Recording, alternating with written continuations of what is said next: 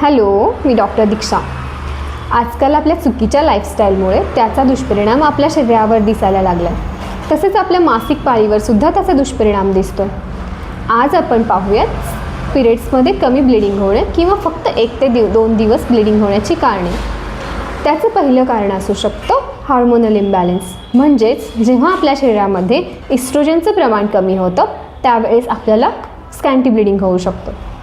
त्याचं दुसरं आणि महत्त्वाचं कारण आहे PCOD. आणि तिसरं कारण आहे प्रोलॅक्टिन आणि थायरॉईड हॉर्मोन्सच्या इम्बॅलन्समुळे. यामुळे सुद्धा आपल्या पिरियड्समध्ये स्कॅन्टी ब्लिडिंग होऊ शकतं. जर अचानकच कमी वजन झालं असेल किंवा अचानकच वजन वाढलेलं असेल किंवा तुम्ही खूप जास्त एक्सरसाइज जर करत असाल तर पिरियड्समध्ये स्कॅन्टी ब्लिडिंग होऊ शकतं.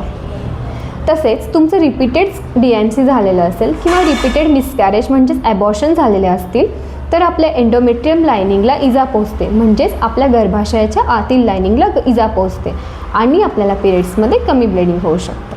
थँक्यू.